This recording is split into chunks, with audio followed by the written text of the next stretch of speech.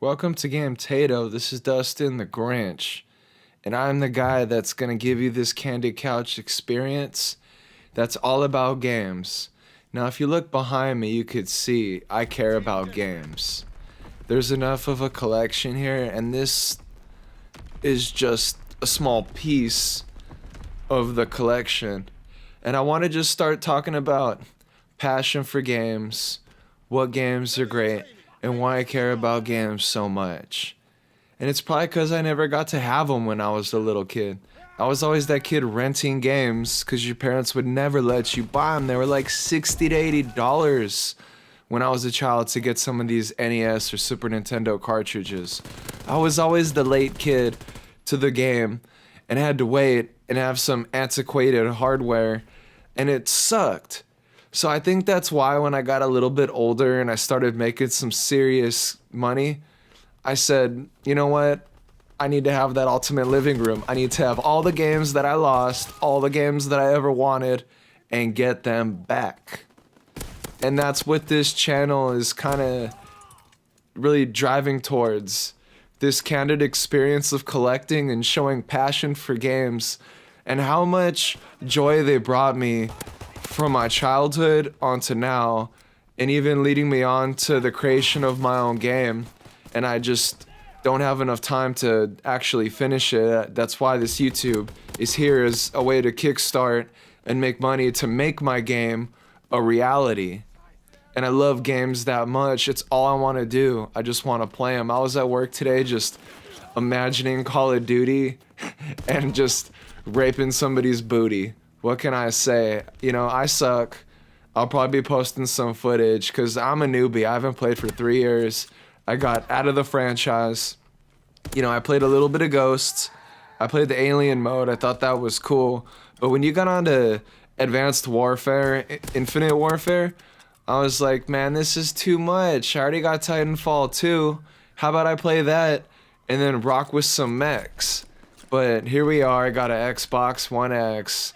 You know, I want to try those games that really amplify the experience. So I got Assassin's Creed Origins. I got Call of Duty, you know, World War II. I got Shadows of Mordor. And those are like my the big four with Wolfenstein 2. And those are the games that really showcase the little things that the Xbox One X does that's just way better than the PlayStation 4 Pro. I had that on the first day it came out with the PSVR because I was very, you know, concerned about the picture quality with the headset, and I wanted the best picture possible. So I bought the Pro, and I really did notice it makes the headset a lot more clear. But on your 4K display, it's up to the developer. Like first party games like Horizon Zero Dawn look unbelievably gorgeous. There is a tiny bit of softness to it, but it's almost on purpose, and it almost adds a cinematic feel to what they've done, and I don't even notice the checkerboarding because the game runs so well. Like all the games that they have used this that are first party run well for Sony. Like I am very, very impressed with what Sony has done. But the third party support is lackluster. And this is where the Xbox One comes in. And that's console just is so powerful. And if you have an Elite controller, with the Xbox One X, that's the premium. It feels so good. I customize everything to my game. And if you're playing like Wolfenstein or Assassin's Creed or Shadows of Mordor, you're going to notice the geometry is a little bit more complex. The shadow detail. And I've always liked what Xbox does for some reason with their black levels and their colors. For some reason, they're just a little bit more vibrant than Sony. I always felt like Sony had more of a bland color palette. But then what you got with the Sony platform is a much cleaner, clearer picture without all these shaders blurring it, you know, adding all these effects to the image. But the Xbox One X doesn't need to put all these shaders. It just gives you a clean, clear picture that's not muddled at all. And I'm typically or usually blown away by how good it is. It's tremendous what that's doing, especially with the vintage games. Like, Sony's fucking up. They need that PlayStation Now, where if you pop in your PS2 disc and that's in PlayStation Now, then it lets you stream the game. That's a good way to backwards compatibilize the whole system and make the PSN a much more tantalizing place. And that's the one flaw of the Sony platform. But apparently it doesn't matter, because Sony's killing it on price. It's cheap to buy a PlayStation. They got all the exclusives. They got all the Japanese imports. They got Yakuza. They got goddamn, I can't even forget that name, so I don't even care. Damn. Whatever, it doesn't matter.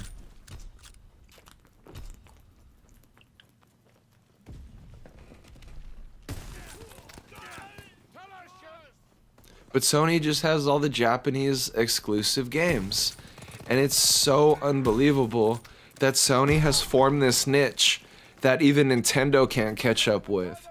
And that's tremendous for the cause. And just Sony's been killing it this generation. They've done everything right. And I think right now, they know they finished this generation on top.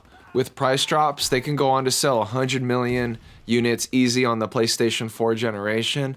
I don't think that's going to be a problem with proper price drops. But the next thing is PlayStation 5.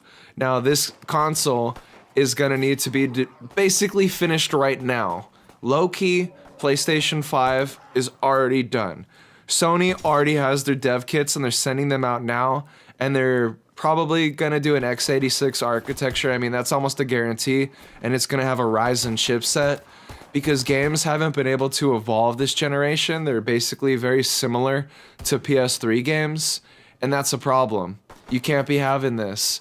So what you got this generation is a huge graphical leap forward, but the gameplay and the CPU can't really compute too many subroutines at once, or else you get all these frame drops and you get a bottleneck, which is what's happening with this Jaguar architecture because it's very weak for the time.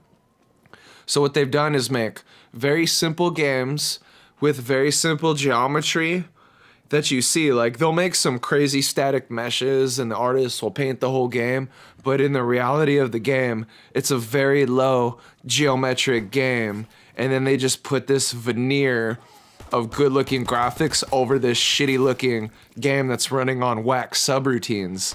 And that's kind of been what this generation, the 8th generation, has been. The 9th generation is going to be a generation with vastly more superior CPUs that could just do so many tasks at once. You're going to see very fine particle effects. You're going to see much more people rendered on the screen at once. You're going to see facial expressions and AI that notices more subtle details. And you're going to be able to have more bullet holes and have the cache remember it and store that in RAM because you're going to have vastly more RAM. And this is what the next generation is going to be all about. The graphics are going to get a lot better, but it's going to be all about the subroutines and making the games more complicated with more physics, more shaders for shadows. I want to see more just innovative ways to play a game that are just blowing your mind. And that's what my game has in store. But I can't say nothing about it because people will take my ideas and I need to start getting the money all in order. And I think that's going to be my resolution for this Happy New Year. And I think we should end this video on that. Games rock. I want to make a game for you guys, and I want to make the best content I can. And this has been the first episode of the Candid Couch, and we have a whole new show lineup. This is a channel. This isn't one show that I'm doing. This is a channel.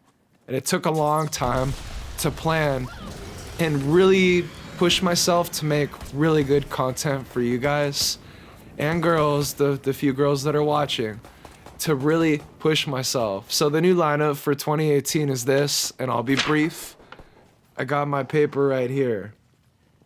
We have fan flames, where we're gonna pick two things and we compete them against each other, and we talk shit about each one, pros and cons, what it is, no matter what it is. Fan flames. This could be Batman versus Superman. This could be bananas versus apples. This could be Atari versus Genesis, so on and so forth. It doesn't matter, because we're going to be fanning those motherfucking flames of war and really trying to get the fanboys pissed. And that's what Fan Flames is going to be all about. I can't wait to bring you guys the first episodes. It's going to be tremendous. I hope I can piss some people off. I really hope I can. So now we got State of Gaming. And I've had a few episodes of this show and I really like it, but it was lacking. It needed that formula to really give consistent episodes and really have a news show where it's the State of Gaming per week. And I want to do one of those per week where, and I see, I don't know the exact days that I want to deliver these. I'm thinking Fan Flame Mondays, State of Gaming. See, State of Gaming has to be Friday because Nintendo does those stupid ass Friday releases. So I gotta have that Friday. I'm thinking the Candid Couch will be Hump Day because nobody gives a shit on Wednesdays. Nobody cares. Nobody gives a shit, alright? Nobody fucking cares. And then I think the Video Game Chef would be good on like a Saturday or Sunday, and I choose when the Candid Chef comes. Damn, I'm fucked up. No, when the Video Game Chef. And the Video Game Chef is gonna be this. I'm gonna take some healthy bomb food that's easy to make, that's not gonna make you stop playing games for too long. The cleanup is gonna be easy. It's gonna be delicious and good for you. So you get out of the Red Bull, Mountain Dew, eating Doritos, Cheetos, all that processed bullshit. I want gamers to start having the best food. And I'm gonna show you how to Bobby Flay. I'm gonna show you how to sear. I'm gonna show you how to brine. I'm almost gonna be that Alton Brown for gaming. It's gonna be sweet. You'll see the first episode. I'm so excited. Thanks for watching the Candid Couch. This is Dustin the Grinch, signing out. Peace.